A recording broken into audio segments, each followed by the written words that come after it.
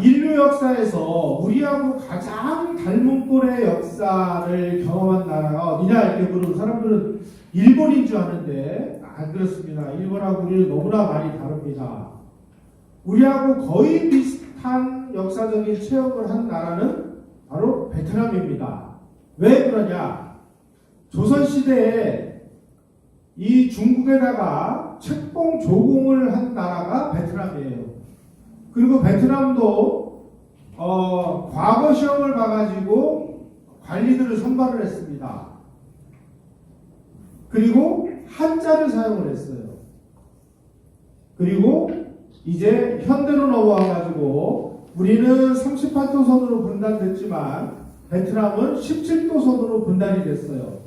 그래가지고 저 북쪽에서 공산주의자들이 남쪽을 침략함으로써 전쟁을 경험을 했어요.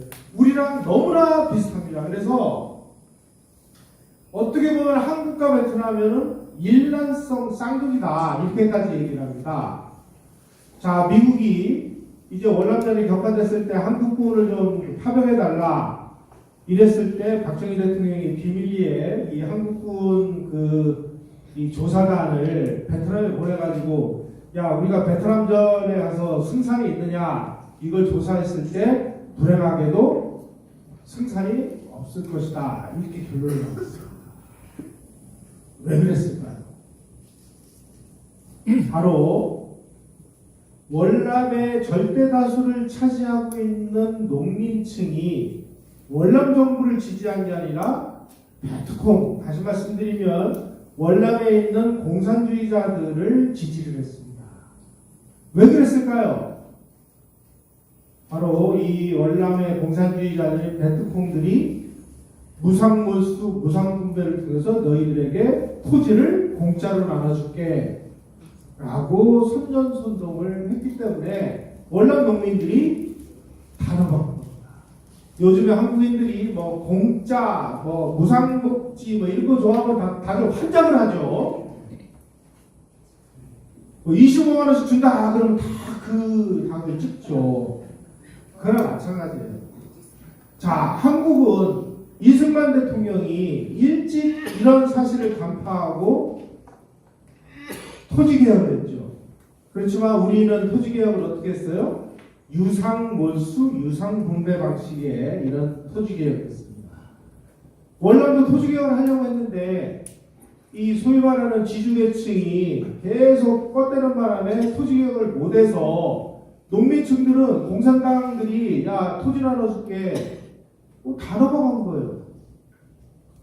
월남 농민들이 월남 정부를 지지하는 게 아니라 베트콩을 지지하는 그 모습을 딱 보고 야 이거 우리가 이 전쟁에 가서 승산 없구나 라고 우리는 알면서도 갈 수밖에 없었어요. 이게 월남전이에요. 월남전의 근본적인 성격을 알아야 이 월남 전쟁을 우리가 규정할 수 있습니다. 국제법상으로 월남전은 월매에 의한 불법 남침으로 시작된 전쟁이라는 사실을 알고 있는 사람이 거의 없어요. 1954년에 북이 17도선으로 분단이 됐습니다. 그런데 월맹이 이 분단을 무시하고 정규군을 지속적으로 난파해가지고 1964년 무렵에 그러니까 그 분단이 된 지 약 10년 후에 10년 동안 계속 이 루트를 통해 가지고 이걸 호치민 루트라고 하죠. 캄보디아와 라오스를 통한 이 비밀 루트를 정글에다 만들어 가지고 여기로 분단 규모 뭐 나중에 정확하게 조사한 바에 의하면은 4개사단 약 6만 명에서 7만 명 규모의 월맹 정규군이 월남으로 침투를 해서 이 월맹 정규군이 베트콩들을 지원을 해서 월남군을 공격하고 미군을 공격한 것이 월남 전쟁이에요. 이 사실을 모르면 이 전쟁이 이해가 안 가는 거예요. 자, 자, 난파하는 방식이 김일성처럼 와 하고 밀고 내놨으면 이거 침략이다 뭐 이렇게 됐을 텐데 10년에 걸쳐서 찔끔 뭐 이렇게 보내다 보니까 월맹이 침략을 했다는 것을 숨길 수가 있었어요. 그래서 국제적인 비난을 피할 수가 있었어요. 아, 이거는 월맹군이 지금 남침한 게 아니라 지금 월남 내에서 자생적인 공산주의 세력이 지금 민주주의를 외치는 거야 라고 포장을 할 수가 있었다는 뜻입니다. 또 무기도 월맹군이 베트콩한테 막 줘가지고 뭐 그 소총은 이제 아까부 소총이라고 해서 소련제 소총으로 무장을 했고 베트콩과 월맹 정규군이 같은 화기를 사용을 했습니다. 그래서 65년 초쯤에 야 이게 전장이 이제 골치 아프게 됐구나. 도대체 이게 어떻게 된 거지 하고 미국이 조사한 결과 월맹은 4대 사단이 이미 월남에 침투를 해서 월남 정글 곳곳에서 지금 작전을 하고 있다. 큰일 났다. 그래가지고 미국이 대응을 한 것이 북위 19도선 이남에 있는 월맹의 군사기지를 아주 이제 그 폭격기를 동원해서 폭격을 합니다. 이거를 이제 그 롤링 썬더 작전이라고 해요. 아니 이게 유명한 작전입니다. 뭐 그냥 갖다가 막 폭탄 갖다 들이붓고 막 난리가 났는데 정글에 저 깊숙이 땅굴을 파고 숨어 있으니까 위에서 아무리 폭격을 해도 당할 수가 없는 거죠. 이러한 이 베트콩들의 땅굴 작전은 어디에서 모티프를 얻었느냐? 바로 중공군이 6.25 때 불법으로 개입을 했죠. 그래가지고 전선이 무너져가지고 유엔군이 37도선까지 후퇴를 했다가 유엔군이 다시 반격을 해서 38도선 위쪽으로 막 이제 중공군을 몰아붙였습니다. 그러다가 이제 그 힘이 붙여가지고 지금 현재 휴전선 부근에서 양쪽 그 유엔군과 중공군이 서로 이제 이 참호 진지를 파고 전부 그 안으로 들어가서 이제 참호전 진지전이 벌어졌을 때 중공군이 지하 만리장성이라고 그래가지고 무지막지하게 땅굴을 팠어요.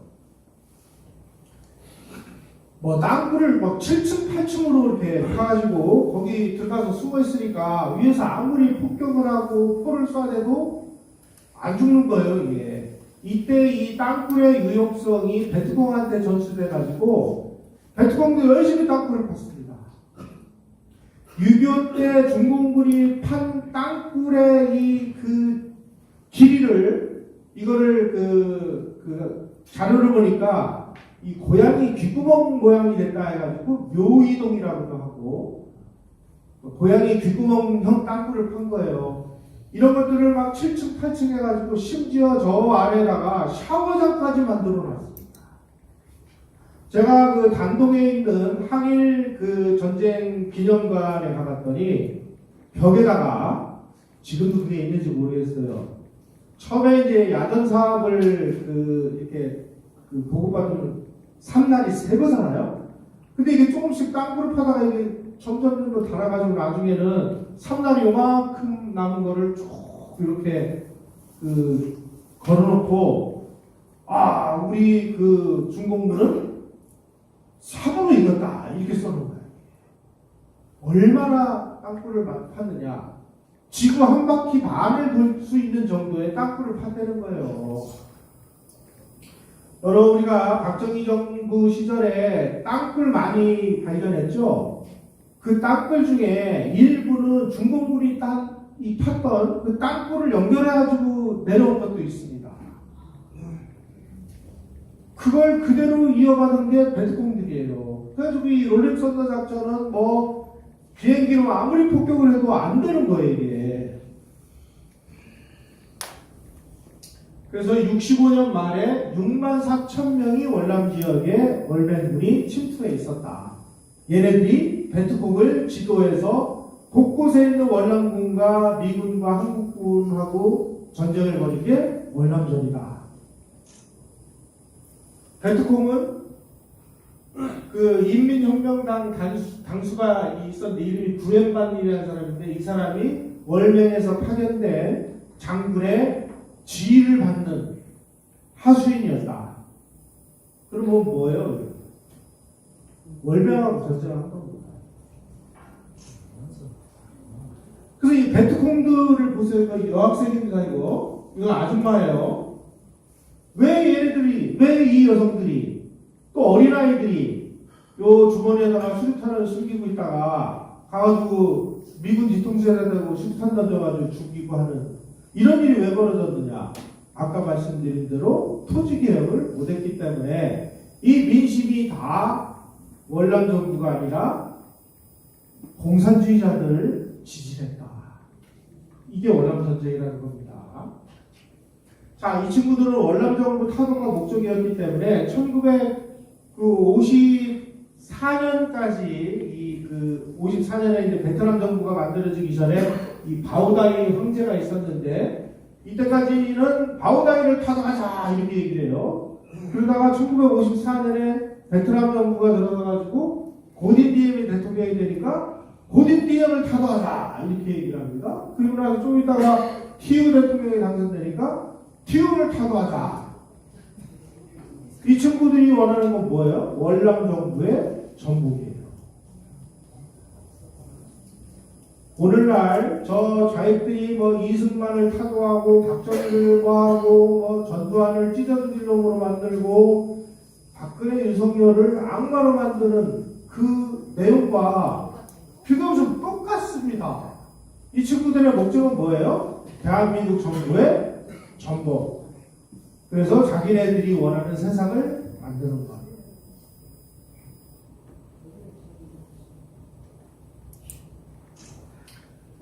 자, 이렇게 이제 미군하고 한번 전투를 해보니까 미군의 이 압도적인 무기, 그 다음에 뭐 정보 이런 걸로 미루어가서 이 전쟁은 무력과 무력이 부딪히는 전쟁으로는 승산이 없다. 그러니까 우리가 승산 있는 싸움을 하려면 어떻게 되느냐? 무력으로 싸우는 전쟁이 아니라 선전으로 싸우는 전쟁을 만들어야 되겠다. 다시 말씀드리면 여론전으로 해서 그 당시에 특히 이제 텔레비전이 막 보급될 때입니다. 미군들 가만히 보니까 미군들이 막 작전하는 거를 미국에 있는 방송들이 다 생중계를 하고 있는 거예요. 자, 그렇다면은 저 미국의 저 생중계를 이용을 해가지고 우리의 이 정치적인 목적을 선전하자. 이게 바로 정치적인 전쟁이라는 겁니다. 이게 바로 그 정치전을 기획하고 집행한 사람이 바로 이 보구엔 지압장군이라고 이 월맹군의 아주 이게 음흉한 인간이죠. 지금 우리가 지금 이 벌이고 있는 이런 싸움도 보면 지금 저는 아까 우리 오상종 대표가 굉장히 중요한 말씀을 하셨는데 전쟁이나 전투나 정치적인 싸움은 항상 이 주도권을 쥐는 쪽이 이기게 되어 있습니다. 그래서 이 공산주의자들이 아주 즐겨 사용하는 전법 중에 이 소위 말하는 이제 프레임 씌우기라는 게 있어요. 제가 어떤 사람을 너는 도둑놈이야! 라고 낙인을 찍습니다. 그러면 그 낙인 찍힌 사람은 내가 왜 도둑놈이야? 난 도둑놈이 아니야! 라는 것을 증명하기 위해서 트럭 한 대분의 자료가 필요하다는 겁니다. 그러는 사이에 내가 도둑놈이 아닌 이유 하는 사이에 야, 쟤 혹시 좀 이상한 거 아니야? 왜 저렇게 난리치는 거야? 이래가지고 이 도둑놈인 게 거의 기정사실화되는 기정사실로 만드는 이런 걸 이제 프레임 씌우기라고 해요. 왜 맨날 다 하기만 해요? 먼저 패면 안 돼요? 전쟁을 할 때 권투나 뭘 할 때도 마찬가지예요. 상대방의 급소를 먼저 강탈을 하고 이놈을 그러기 상태로 만든 다음에 들고 패가지고 아주 작사를 내버려야 이 승산이 있지. 왜 맨날 얻어 터진 다음에 방어하기 위해서 그 난리를 칩니까? 우리가 지금 해야 될 일은 적의 괴수를 치는 거예요. 여러분 이거는 정말 잘 고민해 보시기 바랍니다. 어떻게 해야 효율적인 싸움을 하느냐. 지금 적장의 개수는 너무나 다 백일하에 다 드러났어요. 시간을 걸기 위해서 별짓을 다 할 거예요. 그러면 이미 뭐 저거는 뭐 화살을 여러 대 맞은 죽기 일보 직전에 이거 하나를 못 죽이면 그게 바보지 뭐예요. 그 싸움의 전설을 우리가 어떻게 가져가야 되느냐, 좀 현명한 판단이 필요할 때입니다.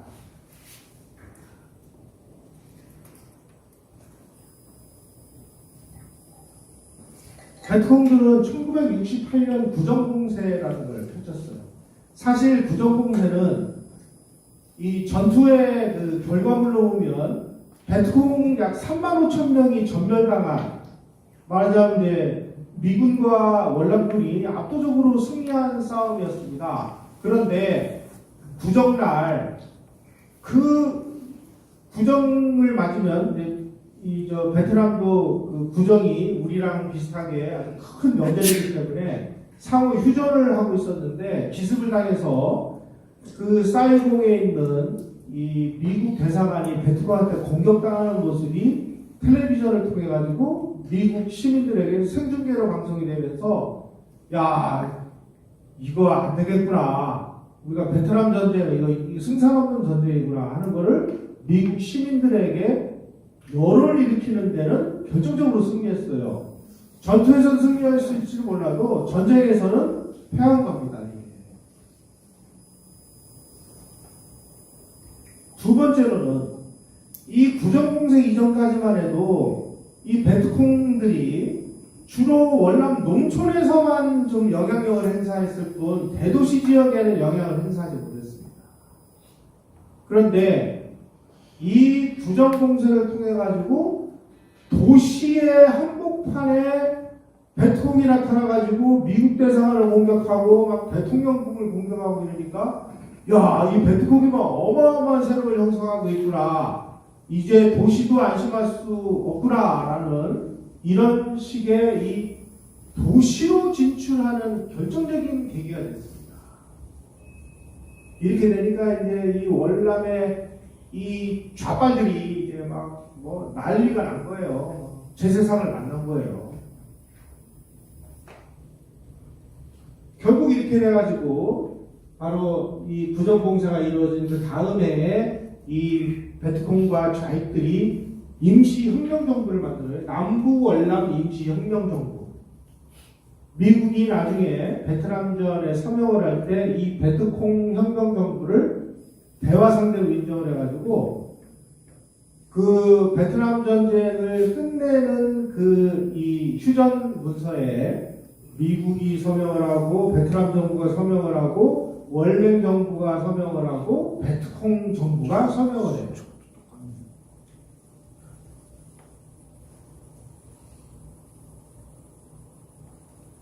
자, 이렇게 되니까 이제 이 존슨 미국 대통령이 이거 큰일 났다, 월남전을 확전을 해야 되는데 이거 뭐 미국 사람들이 그 월남에다가 그 병력을 보내가지고 자꾸 인명 손실이 늘어나니까 미국 그만 보내 뭐 이렇게 나오니까 어떻게 되나 고민하다가 전 세계에 이제 지원을 얻기 위해서 보다 많은 깃발 전략 이런 걸 내놓습니다. 그래서 이제 다른 나라들에게 이제 병력을 좀 보내달라 이렇게 얘기를 했는데, 여러분 여기서 우리가 이제 이 한국 전쟁과 월남 전쟁의 근본적인 차이점이 발견이 됩니다.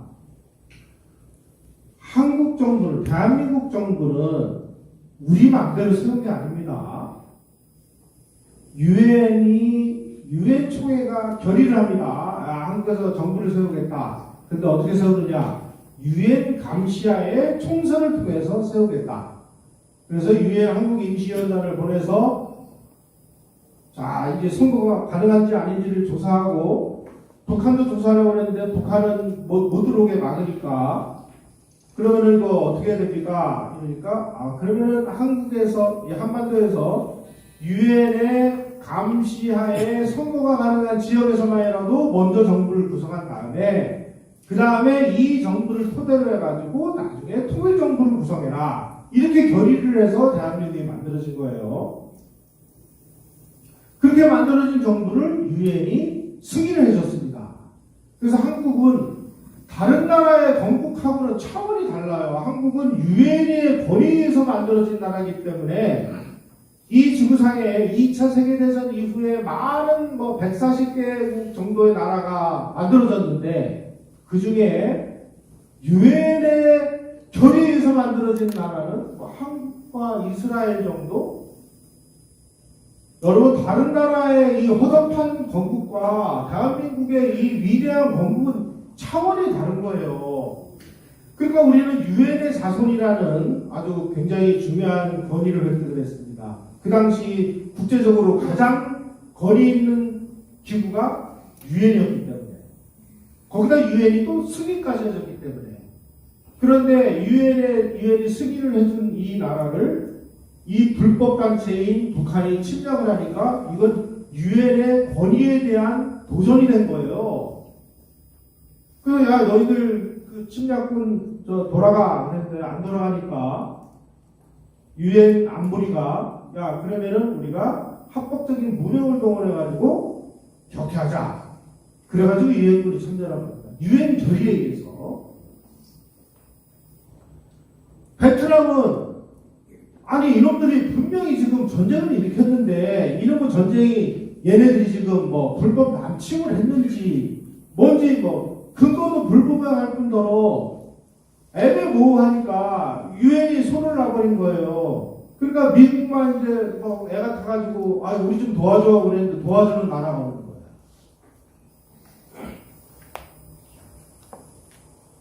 미국 정부가 25개 우방국에다가 월남을 지원을 요청을 했는데 군대를 보내주는 나라는요. 영국은 2차 세계대전 이후에 미국이 군대를 보내면 영국은 자동으로 군대를 보냈습니다. 그럼에도 불구하고 영국군이 월남에다가는 의장대 6명밖에 안 보냈습니다. 호주가 4,500명. 이러니까 이게 큰일 난 거죠.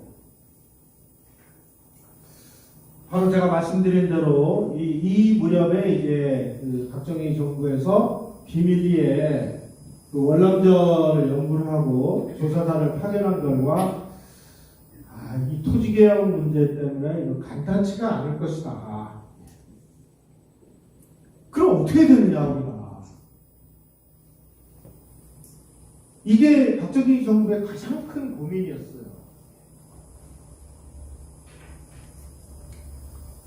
특히 월남의 이 고딩디엠 대통령이 자기가 취임하기 전에는 내가 그 토지개혁을 하겠다라고 약속을 했는데 이 지주계급이 고딩디엠 대통령에게 계속 압력을 넣어가지고 토지개혁이 안 됐어요.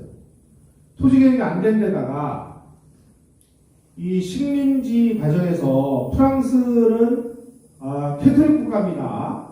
그래가지고 이 지도층들 중에 프랑스의 영향을 받아가지고 지도층은 다 캐톨릭 신자예요. 근데 일반 백성들, 농민들은 거의 대부분이 불교 신자예요. 그런데 이 지도층들이 이 사원, 그 불교 사원들이 전부 이게 빨갱이들이 소굴이야 그래가지고 이 절들을 막 가서 막 탄압을 하고 스님들을 막 잡아가고 너희들 베트콩 숨겨졌지 그래가지고 막 잡아다 패고 막 이러니까 이제 이 스님들이 스님이라고 하는 이 용어도 좀 이상하죠. 왜 중인이라고 안 하고 왜 스님이라고 얘기를 해요? 그 우리가 정식 용어로 목사님, 신부님 이렇게 하나요? 그냥 신부, 목사 이래요? 원래 정식 명칭은 승려가 맞아요.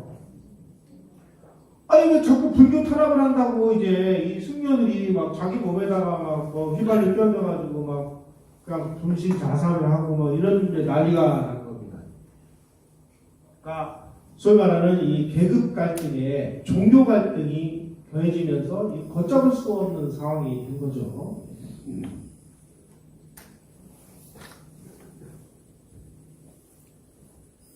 이런 차원에서 보면 이승만 대통령의 이 토지개혁 결단이 얼마나 위대한 결단이었느냐. 만약에 이승만 대통령이 6.25 남침이 이루어지기 전에 토지를 이 농민들에게 나눠주지 않았다면 아마 한국도 공산화됐을 가능성이 대단히 높습니다. 근데 이미 이승만 대통령은 인민군이 남침하기 2달 전에 야 이거 춘궁기 뭐 지금 빨리 파종을 해야 되니까 아직 뭐 관련법이 미비되어 있는 상황이지만 땅부터 나눠줘 그래가지고 1950년 4월에 농민들에게 땅부터 나눠줬습니다. 땅부터. 그리고 2달 후에 6.25가 터졌어요. 그래서 일본 학자 사쿠라이 히로시라는 그 일본 학자가 그 책을 썼는데 이 책이 김일성이 왜 하필이면 1950년 6월 25일 날 남침을 했을까라는 책입니다. 이 책의 핵심 내용이 뭐냐? 김일성이 6월 25일 날 남침을 한 이유는 이승만 대통령의 이 토지개혁을 막기 위해서였다.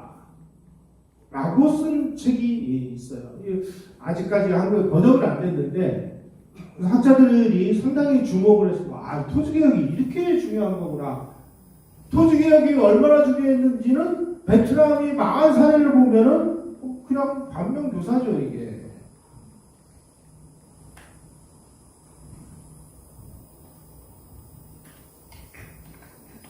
(1964년 8월 2일) 날 그 통킬만에서 미 구축함이 그 월병을 공격을 당했는데 이것도 좌익들은 이게 미국이 조작한 거네요.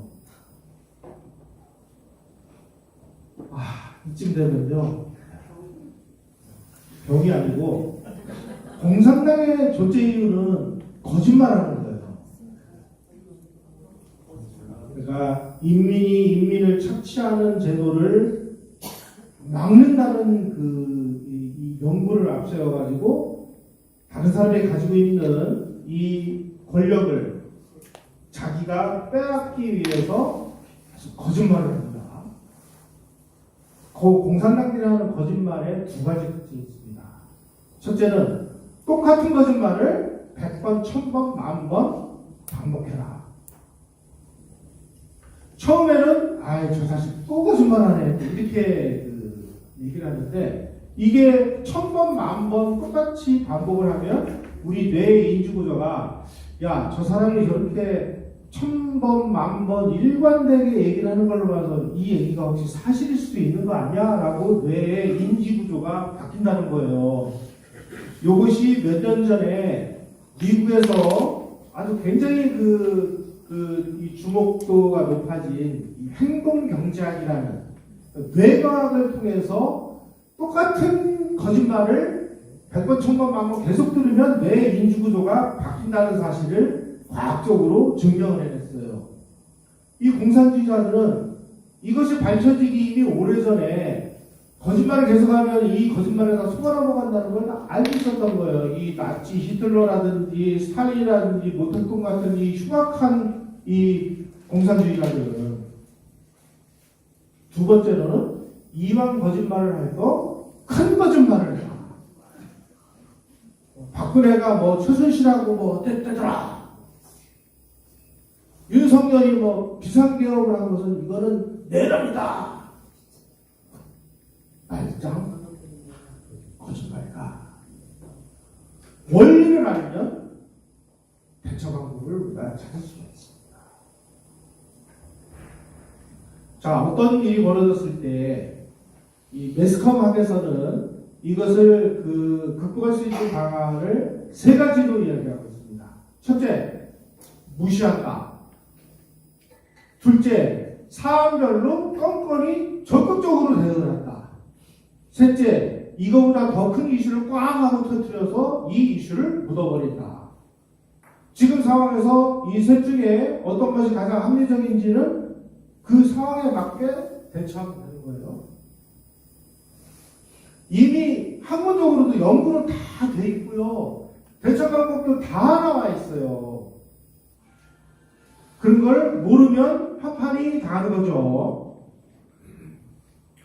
자, 그래서 이제 미군 전투부대가 계속 막 파병되고 급하니까 이제 한국에다가 야 빨리 군대 좀 보내줘 그러는데 우리 정부에서는 야 이거 간단치가 않기 때문에 이거 우리가 보내야 돼 말아야 돼 하고 이제 고민에 빠져 있는 특히 그 당시에 우리 이 육군본부에서 이 월남과 한국의 이 관계를 아주 깊이 연구한 자료에 의하면은 고려시대에 우리가 원나라의 속국이었던 시절이 있습니다. 몽골의 침입을 받아서 그때 이 고려에서는 각 귀족들이 집안에서 사병을 키우고 있었어요. 그래서 A 집안에서는 뭐 2만 명, 뭐 B 집안에서는 뭐 3만 명, 이거를 그 고려에다가 와 있는 이 다르바치라고 하는 이 원나라의 이 감독관이 어느 정도까지 가만히 이제 그 사병을 양성하는 걸 보고 있다가 어느 정도 일정한 선이 넘으면은 야 병력 내놔 그래가지고 이 귀족들의 사병을 전부 다 뺏어다가 그 당시 원나라가 그 베트남을 침공을 했는데 원나라 지배들이라고 무슨 통뼈입니까? 월남 정글에 가가지고 수도 없이 죽고 뭐 말라리아에 걸려 죽고 뭐 늪에 빠져 죽고 뭐 소위 말하는 게릴라전에 완전히 몽골군도 작살이 난 거예요. 그때 고려에서 그 징발을 한 이 고려의 사병들 전부 월남전으로 해서 다 죽여버렸습니다. 이 전쟁 쉽지 않다. 그래서 이제 처음에는 찔끔하고 우리가 보내게 뭐냐면은 비전투 부대를 보냈어요.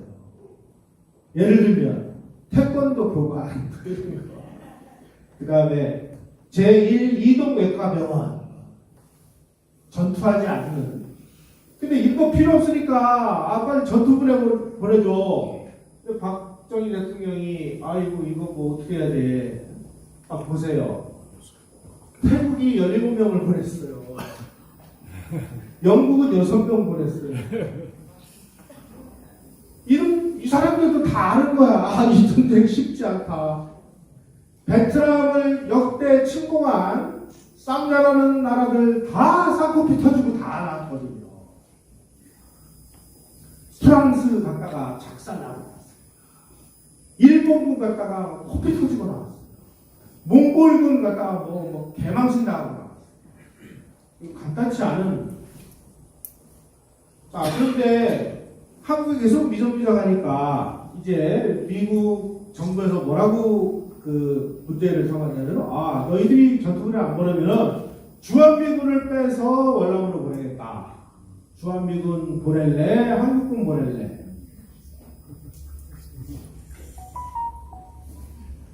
여러분 같으면 어떡하겠어요? 그게 박정희 대통령이 처한 상황이었다는 것입니다. 여론조사해 보니까 월남에다가 병력을 보내자라고 찬성한 사람이 20%밖에 안 돼요. 민주공화당이 조사해 본 거야. 그러니까 지금 현재 상황에서 우리가 전투부대를 안 보내면 주한미군을 보낼 텐데 주한미군 보내면 우리 안보가 어떻게 되겠습니까? 그래서 박정희 대통령이 할 수 없이 주한미군보다는 우리 전투부대를 보내자. 이게 박정희 대통령의 고뇌에 따른 결심이었다는 거죠. 왜 그 당시 박정희 대통령이 더 고민했느냐? 그 당시에 지금 한일 수교 반대 데모가 그냥 뭐 난리치고 매일같이 일어난 거예요. 무슨 한일 수교하면 다 매국노다, 박정희 제2의 이관용이다 해가지고 전 국민이 벌떼같이 다들 일어나서 반대한 거 여러분들 모르십니까? 박정희 한일 수교에 찬성한 국민이 있으면 손 들고 나와보세요. 한 명도 없어요. 63세대를 다 잡아다가 한강 그 고수부지에다가 세워놓고 일렬로 세워놓고 기관총으로 다 쏴 죽여야 될 인간들이에요. 63세대가 뭐예요? 박정희 한일수교를 반대한 걸 민주화운동이라고 이러고 앉아있는 사람들은 아니에요. 이 사람들은 죽을 때까지 자기네들의 이 행위를 단 한 번이라도 그때 우리가 좀 너무 철없었어. 알고 보니까 그때 이럴 수밖에 없었네. 이렇게 자기네들의 잘못을 용서하고 죽은 사람 한 명이라도 보셨습니까, 여러분? 63세대 63동지의 회장이 누구였는지 아세요? 이명박 대통령이었어요. 이재호 의원이었어요. 손학규 의원이었어요. 이거 뭐라 그래, 이런 것들을? 쓰레기, 개쓰레기. 그렇습니다. 그래서 박정희 대통령이 1965년 2월 중순에 국방부를 연수순시한 다음에 전군 주요 지휘관 회의를 소집해서 지금 우리가 상황이 이렇지만 우리가 가서 정말 최선을 다해도 이 전쟁에서 승리할 수 있다는 보장은 없지만 우리의 국익을 수호하기 위해서, 다시 말씀드리면 우리의 안보를 위해서 주한미군보다는 우리 병력을 보내자, 이렇게 결정한 겁니다. 이게 월남의 파병이라는 거예요.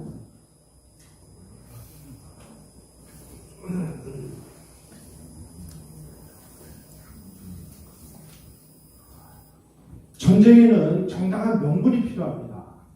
그 명분을 뭐로 삼았느냐? 박정희 대통령은 월남전의 이 핵심 본질을 정확하게 표현하고 봤습니다. 제가 계속 지금 월남전의 이 이유가 뭐냐를 이유를 알아야 그 다음에 대처 방법이 나오는 거죠. 월남전은 뭐예요? 월맹군이 지금 남침을 한 건데 남침을 좀 숨기고 있는 거 아니에요. 자유진영 국가를 무너뜨리기 위해서 남침한 공산 세력을 물리치는 것이다, 이게. 따라서 공산 세력이 남침한 것을 정당하게 대응을 하는 것이기 때문에 국제법적으로 우리는 도덕적 명분을 가지고 있다. 따라서 우리가 6.25 때 이 자유를 수호하는 16개 국가, 또 한국을 지원하는 약 40몇 개국의 이 물자 지원을 받아가지고 또 의료진의 지원을 받아가지고 우리가 이 적의 침략을 막아냈듯이 지금 어려움에 처한, 지금 적의 침략을 받은 이 월남을 도와서 이 나라를 구해주자라고 하는 이 도덕적 명분은 우리에게 있다.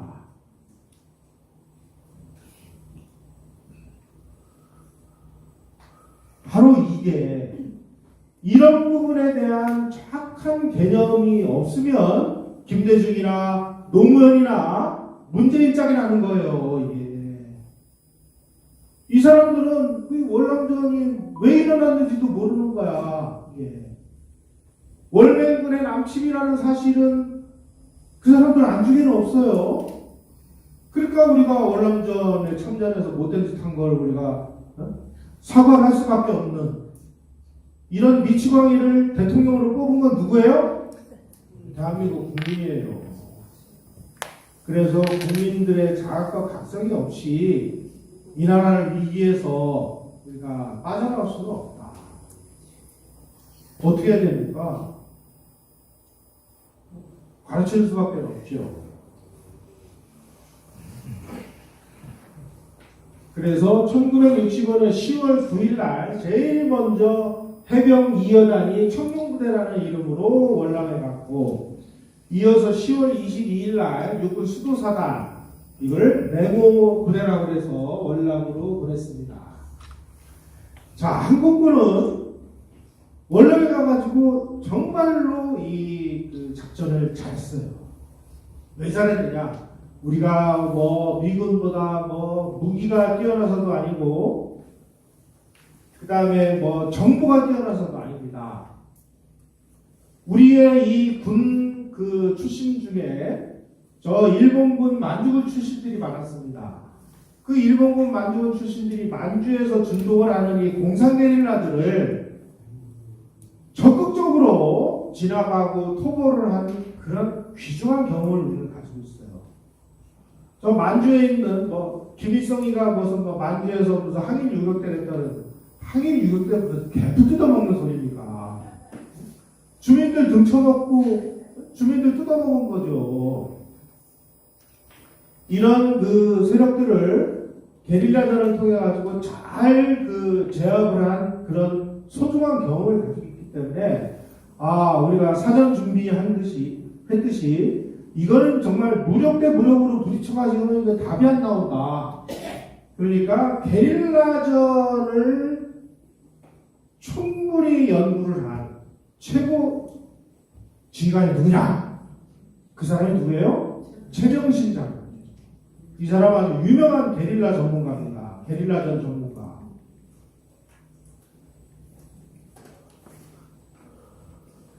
그래서 우리가 만주나 그다음에 6.25 때 그 만주에서 게릴라 토벌 경험이 있었던 백선엽 장군 이런 사람들이 지리산 빨치산 토벌을 했죠.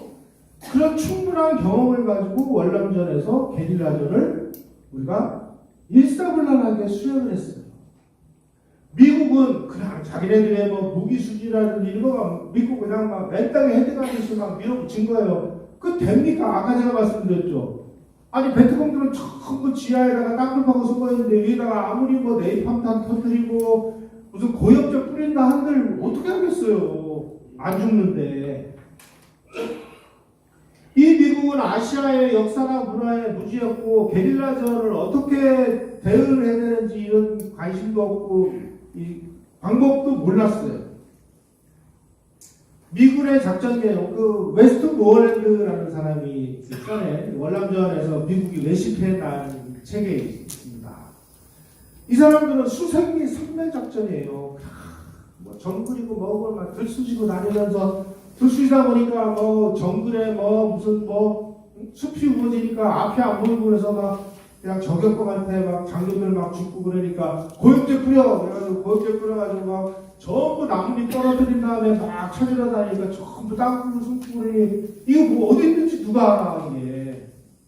근데 우리 한국군은 야 이건 아니야. 수색리 선멸은 이건 아니야. 그 어떻게 해야 돼? 선량한 양민과 공산 게릴라를 분리시킨다. 그래서 이 선량한 월남 주민들의 도움을 받아서 이 분리시킨 공산 게릴라를 일정한 지역으로 몰아붙인 다음에 그때 가서 군사적으로 타격을 한다. 이게 분리 및 선멸 개념이에요. 나중에 한국군이 너무나 그 훌륭한 성과를 내니까 미국이 이거를 배워서 미국이 시행하기 시작했어요. 대미 심리전을 통해서 농민 속에 섞여 있는 베트콩을 분리를 해서 산으로 전부 몰아낸 다음에 선멸하는 겁니다. 바로 이 최정신 장군이 이 분리 및 선멸 개념을 정립을 해가지고 우리 한국군은 비교적 이 전사자나 그 부상자를 적게 내면서도 훌륭한 성과를 냈습니다. 이게 전 세계 그 게릴라전을 수행한 많은 사람들의 연구 결과이기도 해요. 그럼 한국군이 언제서부터 이런 걸 체득합니다. 우리가 6.25 때 지리산 빨치산 토벌 작전 그리고 만주에서의 이 경험. 그래서 최근에 이 냉전과 새마을운동이라는 이 좌익학자가 쓴 책인데 이 책을 제가 제목에 낚시 걸려서 야 이게 냉전과 새마을운동이라 이게 뭔가 봤더니 바로 새마을운동이 냉전을 강화하기 위해서 만주에서 이 공비 토벌하듯이 이런 짓을 하기 위해서 만든 거다. 이렇게 나는데 가만히 내용은 쓰는 건 완전히 좌익인데 내용을 보니까 그 당시에 만주에서 이 공산 게릴라를 제어한 그러한 그 유전인자가 우리 지리산으로 가고 그 지리산에서의 경험이 베트남으로도 갔구나. 이런 걸 제가 그때 거기서 공부를 하게 됐어요. 이 좌익들이 또 그런 모티프를 또 많이 주기도 해요.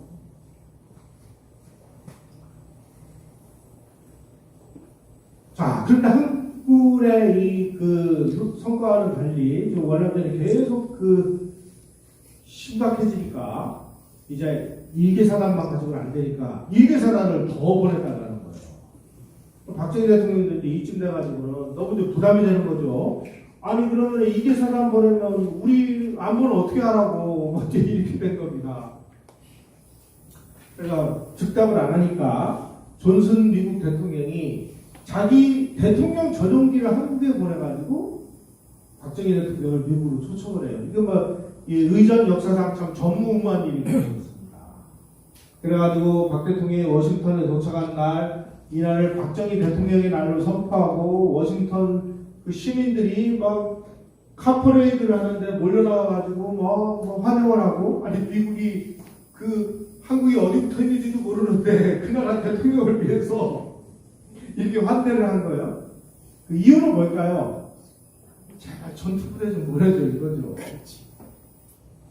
뉴욕에서 5번가에서 꽃가루 이승만 대통령도 환영하듯이 똑같은 이유가 있었어요.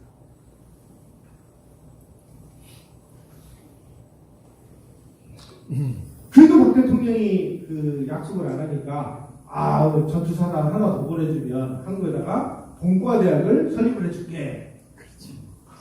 그러니까 박 대통령이 우리 공과대학을 우리가 세울 수 있는데 공과대학보다 더 위에 있는 그런 걸 우리는 원한다. 그래가지고 키스트 과학기술원을 얻으는 거죠. 박정희 대통령이 이때서부터는 이제 소위 말하는 꽃놀이패입니다. 우리가 이제 결정권을 쥐고 있는 거예요. 월남에서는 뭐 호치민 루트를 통해 가지고 베트콩들을 대대적으로 강화를 하지, 일개 전투사단 보내준다고 하는 박정희 대통령은 답을 안 하지. 그러니까 뭐 이제 난리가 난 거죠, 미국에서.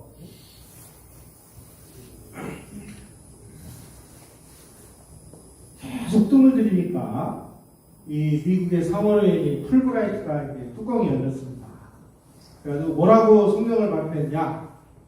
미국은 지금 월남전이나 어려운 시련에 직면해 있다. 한국의 젊은 장관 이동원이 이 약점을 이용해서 미국 돈을 강탈하려 한다. 우리는 이런 한국의 전쟁이 박정희 대통령이 이제 많은 걸 요구를 하죠. 요구를 하니까 이제 미국 상원의원이 이제 뚜껑이 열린 거예요. 그래도 이제 계속 뻗대니까 안 되겠다. 마지막 카드, 이게 소위 말하는 브라운 각서라는 겁니다. 그래가지고 66년 3월 4일 날 아주 파격적인 지원을 약속을 해요. 한국군 일개사단을 월남에 집파하는 장비, 무기, 경비를 미국이 다 대주겠다. 그리고 파월 장병들의 급여를 미국이 지불하겠다. 또 월남에서 한국군이 사용하는 구매물자를 한국에서 전부 사주겠다. 파월 한국군 장병의 해외 근무 수당이 달러로 그 당시에 중장은 300불, 소장은 240불, 2등병은 37.5불, 1등병 40.5불. 내가 그 당시 35불, 40불은 엄청난 돈이었습니다. 제가 1980년에 그 해군 입대를 해가지고 지대에서 이제 함대에서 부축함 근무를 했을 때 일병 때 월급이 3,000원이었어요.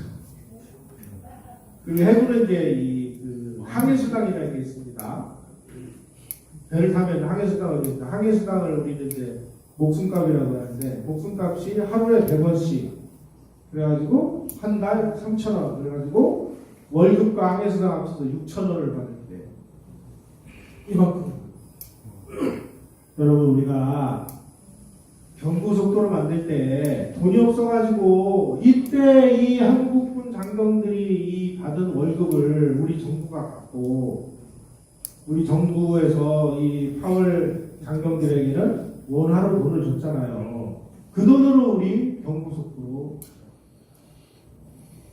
우리 젊은 청년들의 핏값으로 건설한 이 고속도로인데 그걸 또 못 놓게 그 앞에서 그냥 불도저 앞에서 들어놓고 했던 인간들이 나중에 대통령 됐잖아요. 아니 그런 놈들이 쿠데타에서 대통령 됐어요? 진짜 반성해야 됩니다. 그 다음에 미국 AID 그 차관을 1억 5천만 불을 주겠다. 진짜 이건 뭐 파격적인.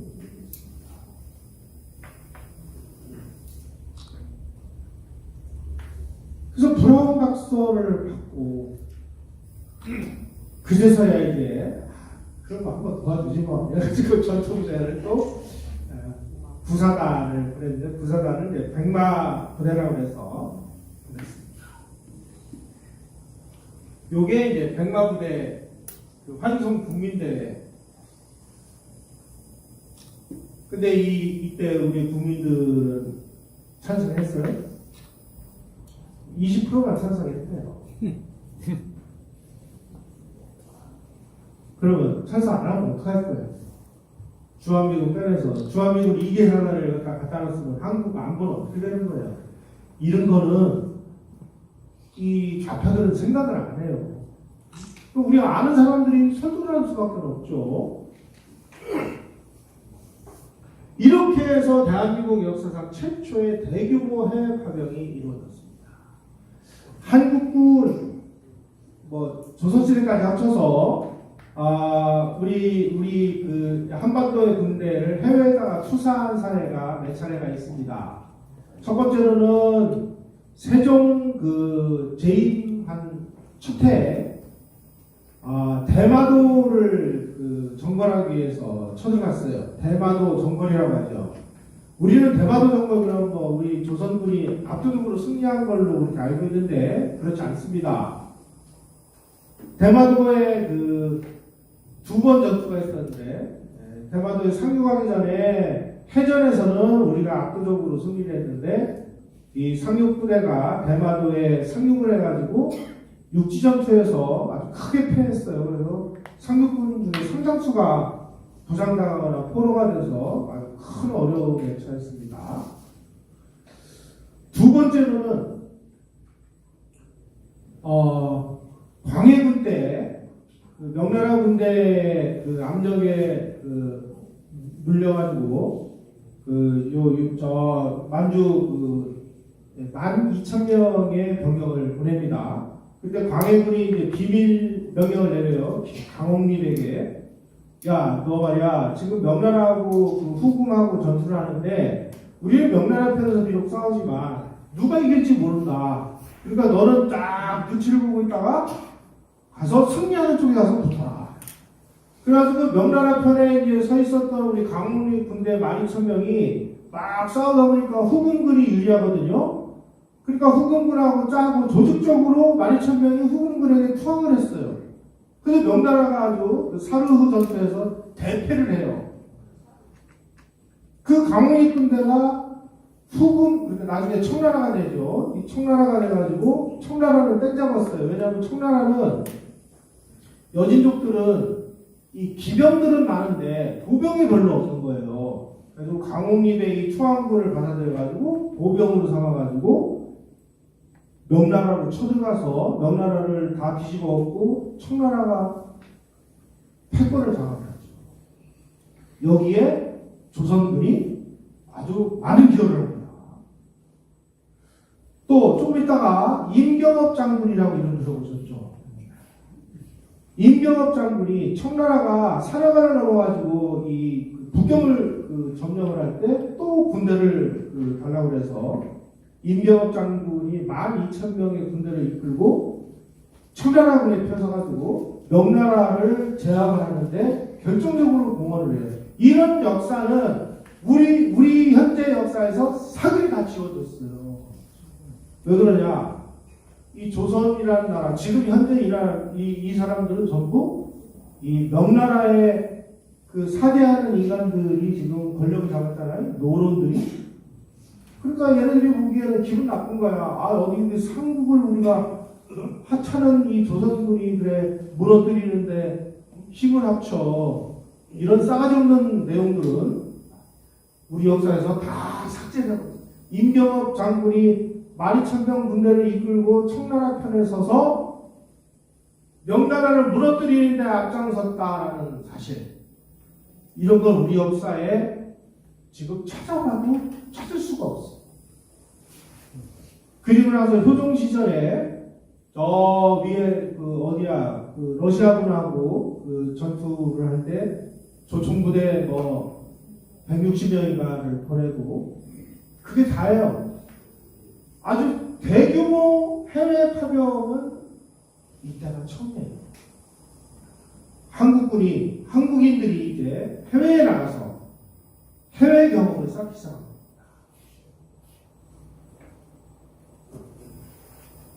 자, 이쯤 되면 이게 그렇게 못마땅한 겁니까? 뭐가 못마땅한 거죠? 제가 보기에는 이 월매 공산군을 파도하기 위한 싸움을 한 게 기분 나쁜 것 같아요. 왜냐면 지네들은 저쪽 애들하고 거의 똑같은 생각을 가지고 있으니까.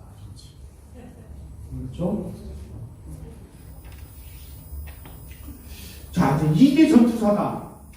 그 다음에 1개 해병여단.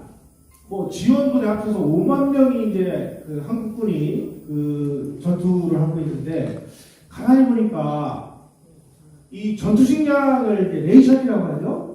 근데 미군 전투 식량은 C레이션이라고 해서 뭐 커피, 빵, 무슨 뭐 요즘에 그 통조림으로 많이 먹는 스팸 뭐 이런 거니까 얼마나 느끼하겠어요.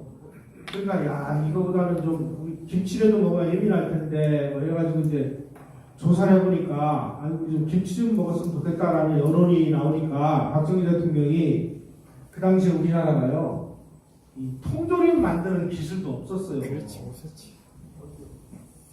그래서 아 우리 장병들에게 그 한국 음식을 먹여야 되겠지 돈은 없지 그러니까 또 이제 땡깡을 부린 겁니다. 67년 3월에 박정희 대통령이 존슨 대통령에게 친서를 보내요. 뭐라고 보내느냐? 각하 김치가 한국군에게 대단히 중요한 음식입니다. 우리 한국군은 김치를 먹어야 힘을 내서 잘 싸웁니다. 근데 김치를 먹으려면 돈이 드는데 그 돈은 미국이 좀 해결해 주십시오.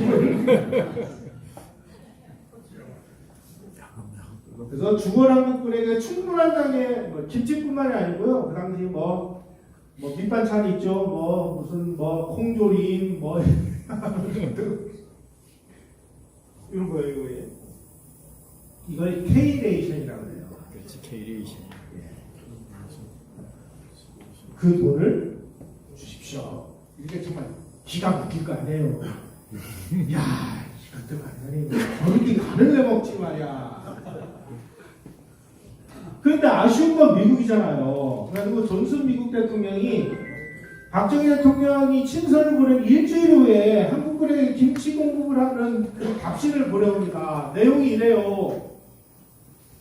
월남전선에 배치된 한국군이 친숙한 전투식량을 지키고 배려하는 각하의 소망을 충분히 이해합니다.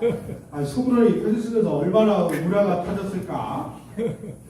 저는 맥나마라 국방장관에게 한국 군인들에게 김치를 공급하려는 각하의 요청을 충족시키는 방안을 모색하도록 지시했습니다. 그래서 이때서부터 한국의 이 소위 말하는 이 식품회사들이 처음 우리가 이제 통조림을 만들기 시작했는데 기술이 모자라가지고 김치 통조림을 만드는데 막 현장에 도착해서 질질 새고 녹슬고 막 이래가지고 막 그 식품회사 사장들 막 청와대 불려가지고 막 완전 원산 폭격하고 난리가 난 거예요. 야 이 자식들아 이게 어떻게 그 하는 건데 이 따위로 못 만들어가지고 그래서 우리가 통조림 기술이 발달한 거예요. 요즘에 뭐 동원 참치캔에 뭐 꽁치 통조림에 통조림 없는 게 없잖아요. 이건 다 월남에서 우리 한국군을 먹이기 위해서 정말 폭이 터지면서 배우는 기술이다.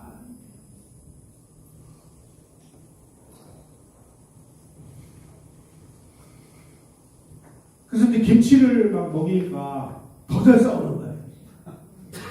그래서 68년 12월 말에 그 당시 미 국무부 차관 카첸바우라는 사람이 한국군의 능력에 대해서 다음과 같이 평가를 하는 것이 사료로 남아 있습니다. 한국인들은 우리의 지원을 효과적으로 선용했다. 한국 경제는 거의 환상적인 비율로 성장하며 궁극적으로 자생력을 달성할 전망이 매우 밝다. 한국군은 5만 명의 월남 파병 부대가 입증하는 세계 최고의 군대 중 하나다.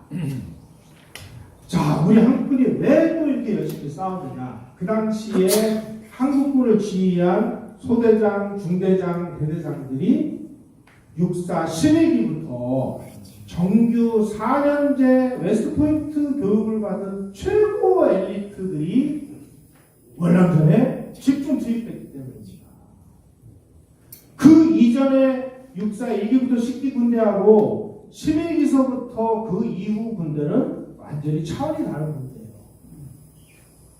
육사 1기부터 10기까지 거의 대부분은 다 일본군 아니면 만주군 장교 출신이고 또 학병 출신이고 학부 지원병 출신들이 많았습니다.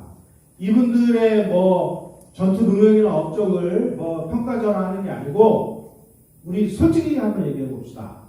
일본군 만주군은 이게 국민의 군대입니까? 일본 군대 만주 군대는 천황의 군대라고 군인 식유에 나와 있어요. 국민의 군대가 아니에요. 민주주의를 수호하는 국민의 군대가 아니라 천황의 군대예요.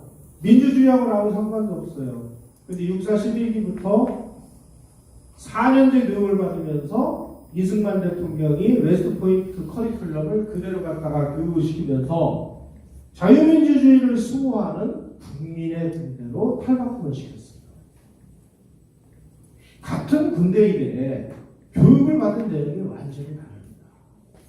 그래가지고 우리 이 6사 11기부터 배출된 이 장교들의 능력이 어느 정도인지를 잘 몰랐는데 월남전에 딱 투입되어 보니까 너무나 잘 싸운 겁니다. 그래서 이런 평가가 나오고 있습니다. 그래서 8월 한국군은 64년 9월 11일부터 73년 3월 23일까지 8년 6개월 동안 활동하면서 실제 연 인원이 31만 2,853명이 참전해서 대대급 이상 작전을 1,175회를 실시했습니다.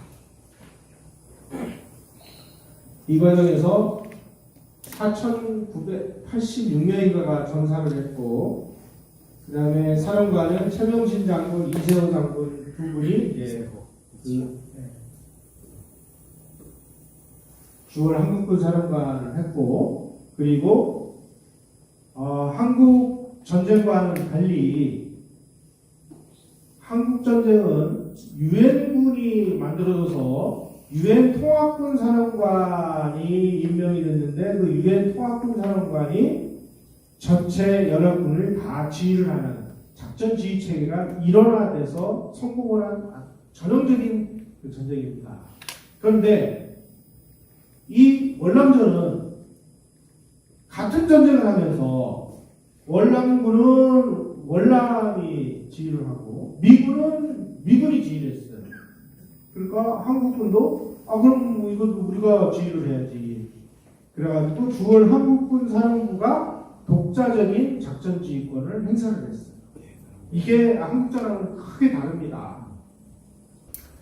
만약에 미군이 한국군을 작전 지휘를 했다면 제일 위험한 적이 어디냐? 바로 그 호지민 루트가 통과를 하는 이 라오스 국경, 그 다음에 캄보디아 국경 등이 제일 위험했습니다. 왜냐하면 이거 월남 정규군이 지금 내려오는 데 아닙니까? 이런 데다가 야 한국군 너희들이 가서 싸워. 그러면 우리 한국군이 굉장히 많은 피해를 입었을 가능성이 대단히 높아요. 왜냐하면 지금 미군에 비해서 우리가 무슨 공중 능력이 더 강한 것도 아니고 무기가 더 신무기도 아니고 근데 원래 정규군하고 우리가 붙어서 싸운다. 한국군의 작전은 아까 제가 뭐라고 말씀드렸습니까? 게릴라전으로 지금 이 민중들과 이 공산 반군들을 분리시켜서 각계격파하는 이런 게릴라전에 특화된 부대이기 때문에 이러한 무력과 무력이 맞부딪히는 이런 전투는 우리에게 불리했어요. 이런 걸 피하기 위해서 한국이 독자적인 작전 지휘권을 행사를 요구를 했고 미국이 그것을 받아들여서 우리가 독자적으로 수행한 겁니다. 그럼에도 불구하고 용병운운하는 이런 사람들이 있으면 귀퉁변이랑 소리 갈기던지 6.25 전쟁하고는 차원이 다른 전쟁입니다. 우리가 이런 특징을 알아야 월남전이 참 얼마나 어려운 전쟁이었나 하는 걸 이해할 수 있습니다. 6.25는 유엔 안보리, 유엔의 결의에 의해서 한 거지만, 베트남전은 미국 주도하에 그냥 미국이 그냥 그 구성한 연합군을 주축을 해서 싸운 거예요. 그러니까 이 독자적인 이 통합지휘부를 구성하기가 쉽지가 않았죠.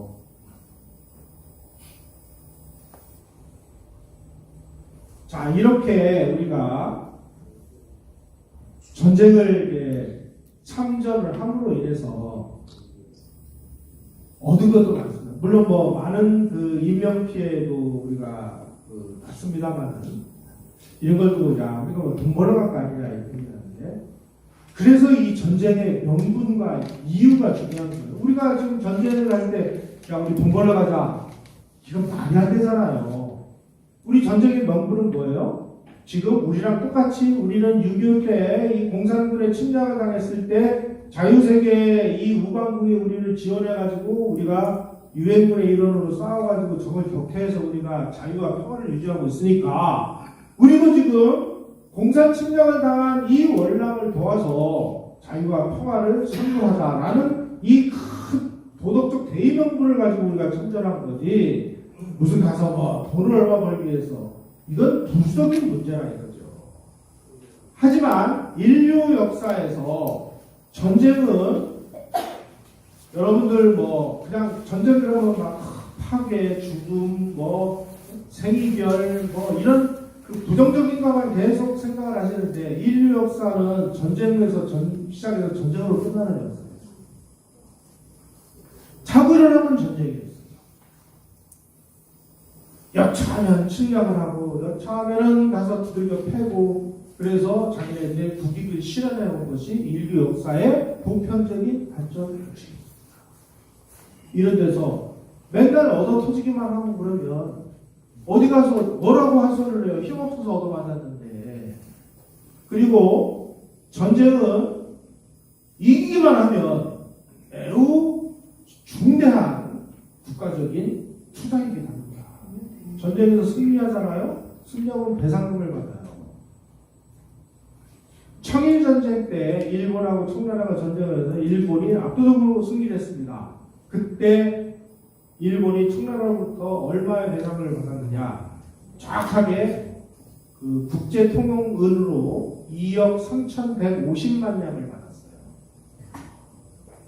이거를 일본 정부 예산으로 환산하면 뭐 학자마다 조금씩 계산하는 법이 다릅니다만은 일본 정부 1년치 총 예산의 4배 내지 6배. 그럼 상상을 해보면 1년치 예산의 4배에서 6배를 그러니까 우리가 얘기한 것만 5배 정도로 칩시다. 1년치 본국 정부 예산의 5배를 받으면 어마어마한 투자예요. 일본이 실제로 청일전쟁 때 쓴 전비는 일본 정부의 1년치 예산에 불과해요. 그러면 4배 남는 장사한 거 아니에요.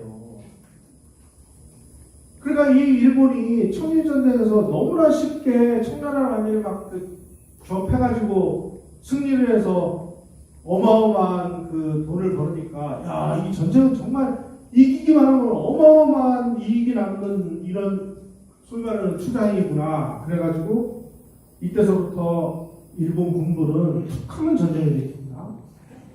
청일전쟁 이후에 10년 내지 15년 주기로 일본군은 끝없는 전쟁. 나눠볼까요? 1894년에 청일전쟁이 일어났죠. 10년 후에 1904년에 러일전쟁이 일어납니다. 1914년 그로부터 10년 후에 산동반도에 상륙을 해가지고 독일군을 때려부셔가지고 제1차 세계대전에 참전해요. 1921년에 시베리아에 7만 5천 군대를 파병을 해요. 1931년에 상해사변, 만주사변을 일으켜서 만주를 먹어요. 1937년에 중일전쟁을 일으켜요. 1941년에 진주만국에서 태평양 전쟁을 일으켜요. 그랬다가 쫄딱 나가죠. 전쟁은 이겨야 우리도 마찬가지예요. 우리도 우리는 자유세계 이 도와주기 위한 도덕적 연구를 갔는데 그 대가가 경제적으로 돌아왔다. 어느 정도로 돌아왔느냐?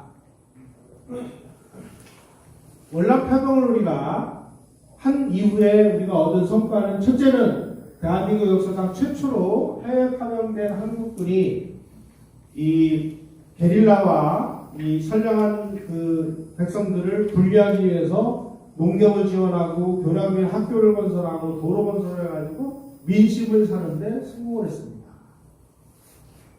그래서 월남국민에게 삶의 의욕과 희망을 주는 평화의 지금 역할을 했고, 두 번째로는 월남으로 우리 그 제대군인을 비롯해서 많은 기업이 진출을 해가지고 총 그 당시 해외 취업자의 70%가 월남으로 진출됐다.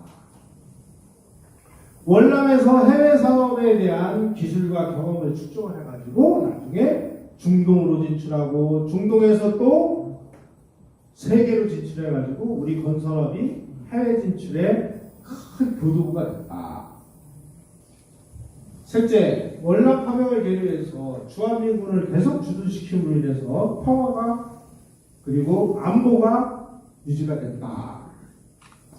넷째는 6.25 전투 경험자들이 군대를 떠나는 시점에 32만 명이 참전을 해서 전투 경험을 쌓았기 때문에 이 현대전을 우리가 수행하는 데 있어서 아주 놀라울 정도로 실전 경험을 쌓을 수 있습니다.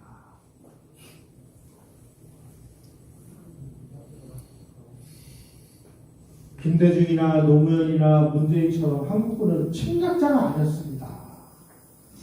서울 한국군의 주 임무가 뭐예요? 배트공석하기예요. 치안 유지예요. 그리고 대민 지원이었어요. 여러분, 6.25 때 이 미군과 유엔군이 큰 교훈을 얻었습니다. 우리가 6.25 전쟁 그러면 뭐 북한하고 남한하고 막 큰 싸움으로 이해하지 마시고 큰 그림에서 보세요. 유엔군이 38선을 돌파를 한 순간 중국이 어떻게 대응을 했습니까? 300만 대군을 한반도에 보냈잖아요. 왜 그랬을까요? 야, 저 유엔군이 쟤네들이 뭐 그 38선을 돌파하면 그 다음에는 압록강 두만강인데 압록강 두만강에서 이 유엔군이 정지한다는 보장이 어딨냐? 쟤네들 그냥 압록강 건너면은 바로 북경으로 들어올 것이다. 그러면 유엔군하고 싸워야 되는데 유엔군하고의 싸움을 중국 땅에서 할래? 아니면 한국 땅에서 할래? 중국 입장에서 보면 가급적 자기네들 수도에서 먼저 해서 싸우는 게 낫죠.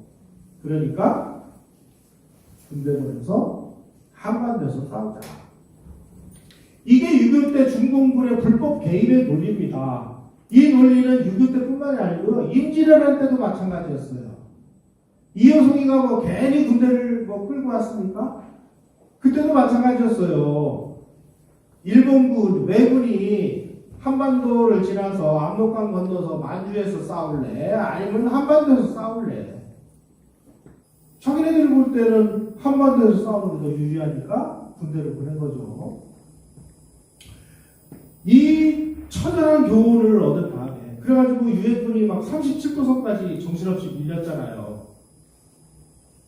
이때 교훈을 얻어가지고 미군은 월남전을 추진하는 과정에서 그 공군이 해군이 막 가가지고 막 뭐 북폭을 하고 이런 경우도 있어도 육상부대가 17도선을 넘어가는 경우는 없었습니다.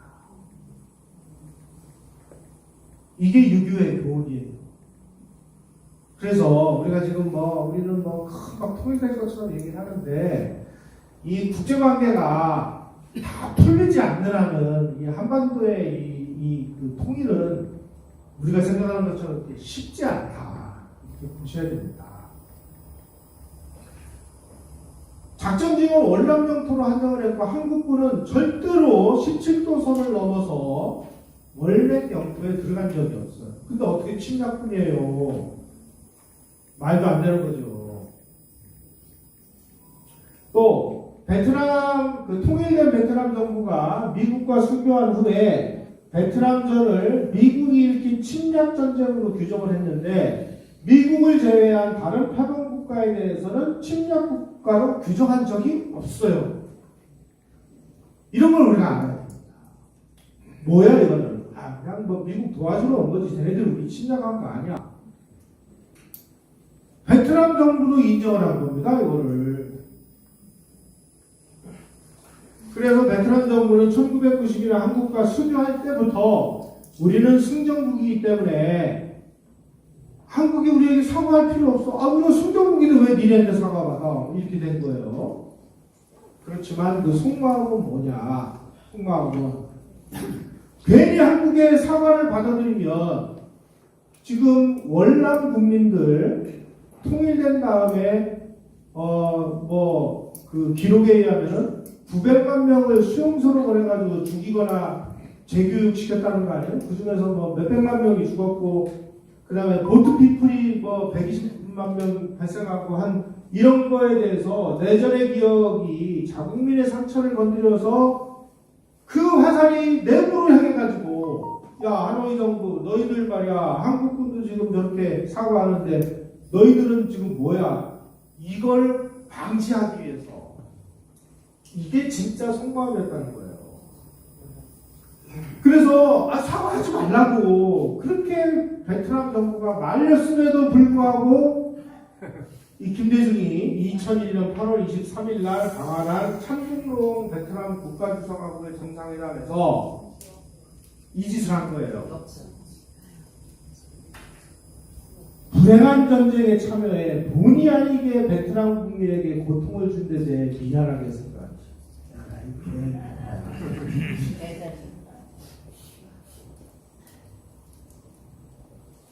노무현 대통령은 2004년에 우리 국민이 마음에 빛이 있다.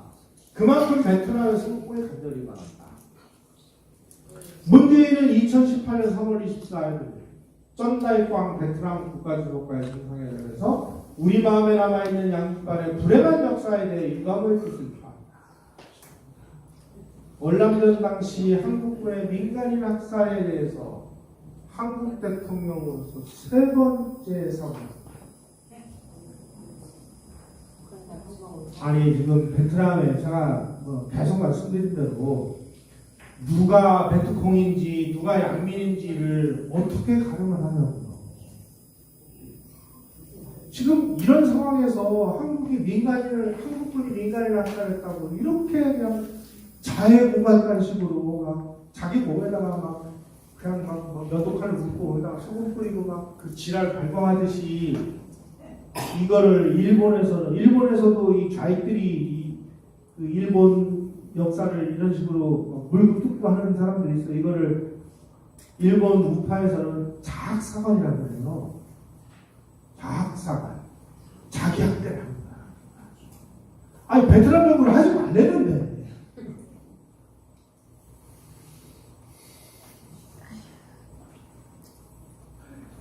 세 번 다 베트남 정부는 사과 필요 없다고.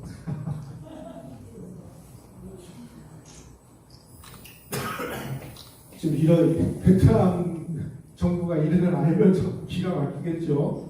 이 사람들 이거 뭐야? 이거.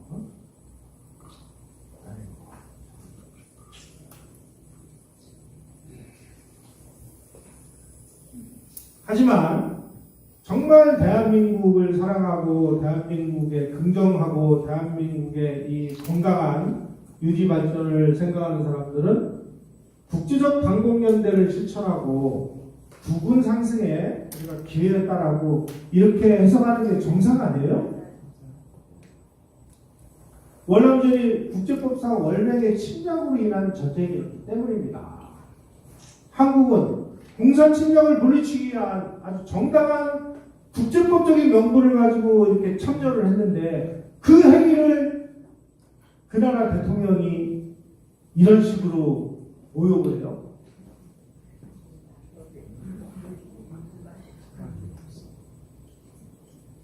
이 사람들이 왜 이런 짓을 하는지를 우리가 알아야 되는 거예요. 왜 그러냐? 한국군 파병의 잘못이면 그럼 월남은 공산화되었어야 된다는 뜻입니까? 그렇지. 논리적으로 보면 그렇잖아요. 월남의 공산통일이 월남 사람들에게 큰 행복과 삶의 질이 높아졌어요? 수백만 월남민이 수용소에서 살해되고 수많은 사람이 보트피플로 고생을 하고 그럼에도 불구하고 이 사람들이 월남전에 대해서 사과한 거는 공산통일은 선이야.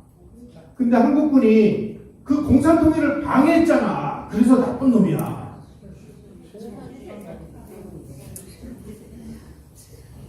자유세계의 방법은 사과에 마땅한 싸가지 없는 짓이야 라고 주장하고요.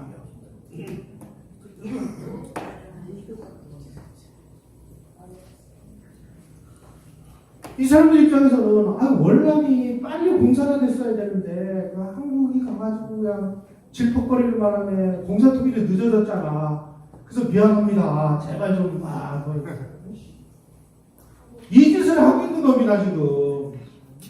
이런 핵심 본질을 몰라요. 근데 왜 저러는 거야? 너 이렇게만 하지. 이 사람들의 속마음에 숨어있는 핵심 본질이 이런 거라는 사실을 우리가 정확하게 알아야 이 인간들이 이런 인간이라는 걸 알 수 있는 겁니다. 이 사람들의 공통점이 뭐예요? 대한민국은 싸가지 없는 나라야. 방공을 했기 때문에.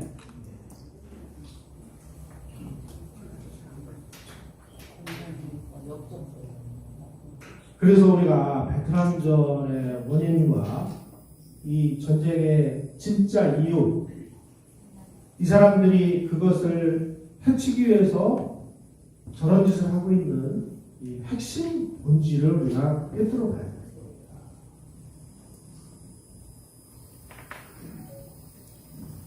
1950년대 초에 일본 총리 요시다 시게루가 정말 한국전을 통해서 일본이 그야말로 기사회생을 했잖아요. 그래서 한국전쟁은 일본에게는 신이 내린 축복이다 이렇게 얘기했습니다. 어쩌면 월남전이 우리에게는 이런 성격이었는지도 모르겠어요. 하지만 이 세상에 공짜 점심은 없습니다. 우리가 월남전을 통해서 이렇게 여러 가지 얻은 게 많습니다만은 정말 우리 아까운 우리 국군 청년 우리의 이 동료 4,960명이 전사를 하고 1,962명이 부상을 입었어요.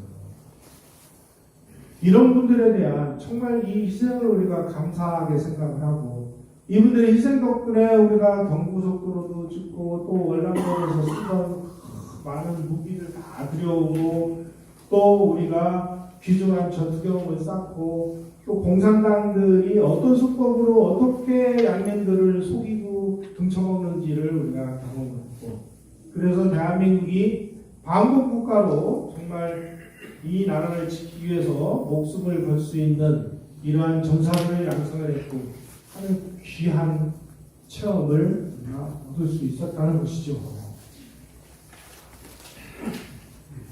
한국군이 월남전에서 이계 전투사 5만 명이 발이 묶이니까 때는 이때다. 그래서 이때서부터 지속적으로 김일성이가 납침을 일으키기 시작하지 않았습니까? 1.2.1 사태, 푸에블로 납치, 울진 삼척에 100명이 넘는 게릴라 침투 이래가지고 정말 우리 아슬아슬했죠.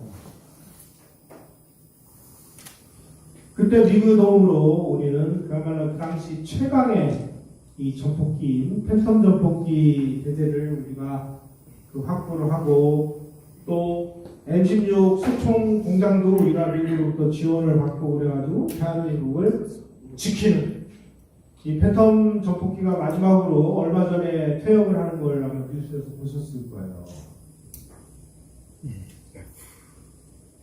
그렇게 우리 젊은이들의 고귀한 희생이 경제적인 성과로 어느 정도로 더 많느냐?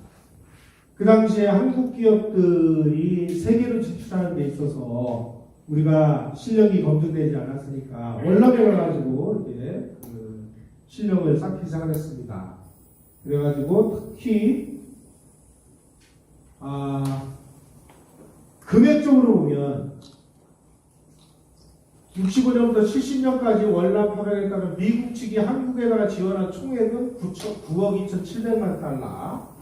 그 다음에 80여 개 한국 회사들의 1만 6천 명 기술자들이 미군하고 계약을 하고 미국에서 많은 돈을 벌어왔는데 그게 66년부터 71년까지 5억 3,700만 달러 이렇게 벌어들였고 특히 그 가장 큰 돈을 벌어온 게 한진그룹입니다. 한진그룹은 미국의 이 물자 수송을 돕고 또 현대건설은 저 다낭에다가 여러 가지 그 건설 공사도 했습니다만은 그 세탁소를 크게 차려서 미군들 그 군복 이거 빨래해줘가지고 번 돈으로 오늘날 현대자동차 울산공장 부지를 그 돈으로 샀어요. 단양 시멘트 공장을 월남에서 벌어온 돈으로 샀어요.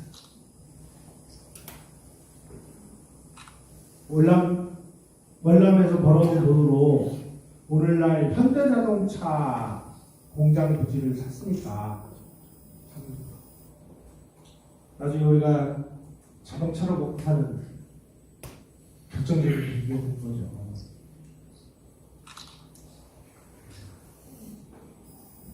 하여간 미국이 또 한국 제품을 열심히 또 사줘가지고 우리 수출길이 또 활짝 열리고 어쨌든 우리 젊은이들의 이 희생으로 대한민국이 어마어마한 그 발전을 이루는데 전체로 다 볼 때 약 100억 달러 정도의 경제적 이익으로 돌아왔다.